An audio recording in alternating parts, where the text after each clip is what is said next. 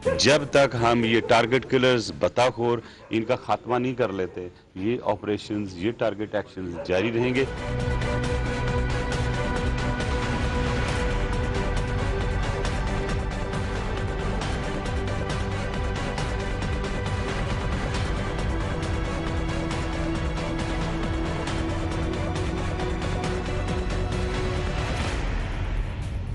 अस्सलामुअलैकुम नाज़रीन, मैं हूं फरिया रज़ी। सबसे पहले बात होगी टारगेटेड ऑपरेशन की। अब ये बात बरमला कही जा सकती है कि कराची का ऑपरेशन सिर्फ मीडिया को दिखाने के लिए किया जा रहा है। किसने कही ये बात, आपको बताएंगे इस प्रोग्राम में। उसके बाद सुप्रीम कोर्ट में आज समाअत हुई कराची के मामले पर, मगर क्या सुप्रीम कोर्ट टारगेट किलिंग में मुलव्वस खुफिया हाथों को बेनकाब कर सकेगी? Welcome to news beat.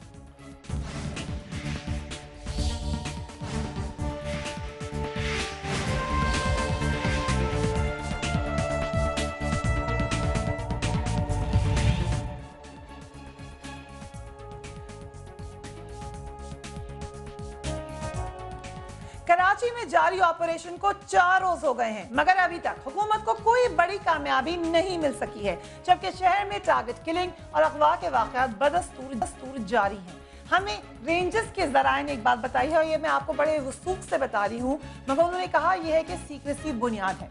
Rangers के एहलकारान के एक बड़े टॉप ऑफिशियल ने हमें ये कहा कि हुकूमत इस ऑपरेशन के लिए बिल्कुल तैयार ही नहीं थी। मीडिया के बेपनाह दबाव पर हुकूमत मजबूर हो गई, ऑपरेशन का ऐलान करना पड़ गया। इसीलिए हुकूमत को कोई आइडिया नहीं था कि ऑपरेशन कैसे करना है। सरफराज शाह कत्ल के अफसोसनाक वाक़े के बाद ये एक बेहतरीन मौका था कि रेंजर्स अवाम में अपनी खोई हुई साख बहाल कर सकते। इसलिए उस एहलकार के मुताबिक रेंजर्स बड़ी तुंदही से इस ऑपरेशन में मसरूफ है, मगर ये हुकूमत की नाअहली है कि वो उनकी इस एफिशिएंसी को ज़ाया कर रही है। वज़ीर आज़म ने अपने कराची के दौरे में यह फैसला किया था कि कराची में फौरन ऑपरेशन शुरू किया जाए, मगर सूबाई हुकूमत ने ऑपरेशन के ऑर्डर्स जारी करने में 3 दिन लगा दिए। यानी वर्बल ऑपरेशन के जो ऑर्डर्स थे वो उस दिन जारी हो चुके थे, मगर रिटन ऑर्डर्स 3 दिन में आए। क्या ऐसा लिखा गया था उन ऑर्डर्स में जिसको लिखने में 3 दिन लग गए?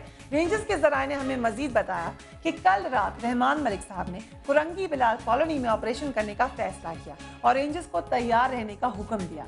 रात 2:30 बजे तमाम मीडिया को मोबाइल फोन से मैसेजेस भेजे गए कि कुरंगी में ऑपरेशन होने वाला है, कवरेज के लिए पहुंच जाए। इस तरह कराची में ऑपरेशन किए जा रहे हैं ताकि पहले से मीडिया के जरिए तमाम लोगों को खबरें मिल जाएं कि किस इलाके में ऑपरेशन हो रहा है। रेंजर्स के इसी एहलकार के मुताबिक इस सूरत वो एक कामयाब ऑपरेशन करने से कासिर हैं।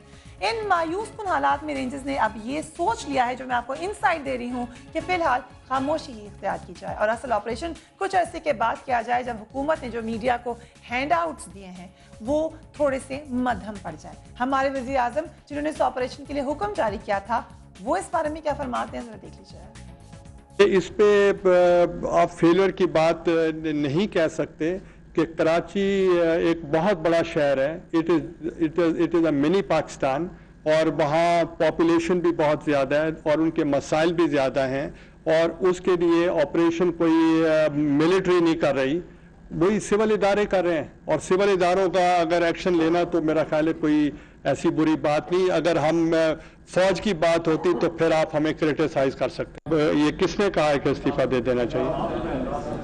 वो तो हमारे फेवरेट हैं, वो जो भी कहें हमें कोई फर्क नहीं पड़ता। ऑपरेशन जारी है और तज्जिए भी जारी हैं। तज्जिएकार इस ऑपरेशन को मुकम्मल तौर पर खैर संजीदा करार दे चुके हैं। कराची में जो भी रस्मी कार्रवाई हो रही है, इसमें मीडिया को पुलिस और रेंजर्स से पहले पहुंचाया जाता है और वहां पर रहने वाले लोगों को उससे भी पहले इतला हो जाती है कि यहाँ पर ऑपरेशन किया जा रहा है। और सारे तमाम का मकसद यही नजर आता है बाज़ाहिर कॉस्मेटिकली कि कोशिश यही हो रही है कि कोई मुजरिम पकड़ा ना जा सके। रेंजर के एहलकार ने मुझे ये भी बताया कि हमारे ऊपर मजीद प्रेशर डाला जा रहा है कि आप मुजरिम को पकड़ें।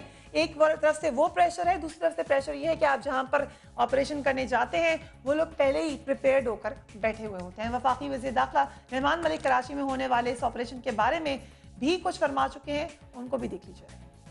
पुलिस और रेंजर्स को क्लियर इंस्ट्रक्शंस और आज की नोटिफिकेशन के बाद किसी के दिल में वहम नहीं होना चाहिए। मैंने कहा कि जहां आप जाना चाहते हैं, जिस वक्त जाना चाहें, आज भी जो ऑपरेशन हो रही थी उनके एरिया जनरली डिफाइंड है। मैंने कहा मुझे भी नहीं बताओ, you go had take action, और जिस वक्त आप जहां चाहते हैं वहां जाना मैं जरूर चाहूँगा।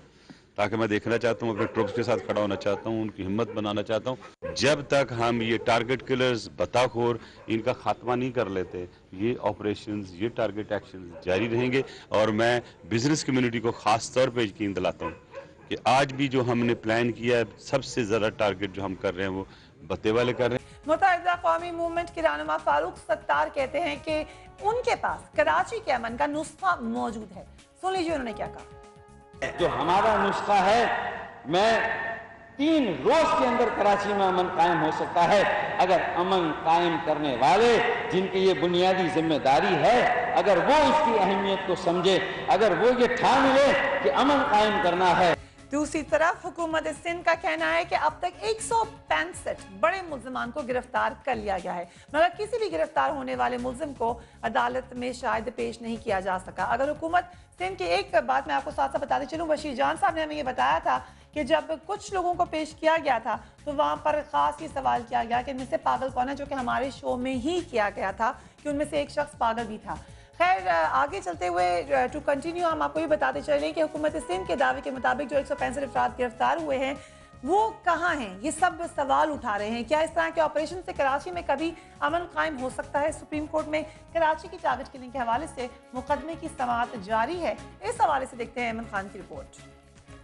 आज सुप्रीम कोर्ट में कराची के हालात पर अज खुद नोटिस की समाअत हुई। हुकूमत सिंध के एडवोकेट जनरल ने सुप्रीम कोर्ट को बताया कि गुज़िश्ता 1 माह के दौरान कराची में 300 अफराद को कत्ल किया गया, जबकि इन वाक़यात के मुकदमा दर्ज करने के अलावा नक्स अमन के भी 500 मुकदमा दर्ज किए गए। चीफ जस्टिस ने कराची में अमन अमान की सूरत हाल से मुतल्लिक सूबाई हुकूमत की जानिब से पेश की गई रिपोर्ट पर अदम इत्मीनान का इजहार करते हुए अटॉर्नी जनरल को हिदायत की है कि वो खुफिया एजेंसियों के सरबराहों के साथ मुलाकात करके जामे रिपोर्ट अदालत में पेश करें। अदालत को सिंध हुकूमत ने कहा है कि कराची के मसले का हल अदलिया के पास नहीं है। चीफ जस्टिस का कहना था कि ऐसा महसूस होता है कि इस रिपोर्ट में खुफिया इदारों, ISI और MI से भी तफसीलात नहीं ली गई और ये तासुर भी दिया जा रहा है जैसे खुफिया इदारे एक दूसरे के साथ मालूमात का तबादला नहीं करते। उन्होंने कहा कि अदालत 29 अगस्त से अज खुद नोटिस की समाअत कराची में करेगी, क्योंकि अवाम ने केस के नताइज पर नजरें जमा रखी हैं। उन्होंने कहा कि अदालत को ईद की छुट्टियों के दौरान भी इस अज खुद नोटिस की समाअत करना पड़ी तो इससे दरेग नहीं करेगी। न्यूज़ बीट के लिए एमन खान, समा, इस्लामाबाद। इस पर बात करने के लिए very warm welcome to Tariq Fazal Chaudhry sahab, Pakistan Muslim league नून के लीडर हैं।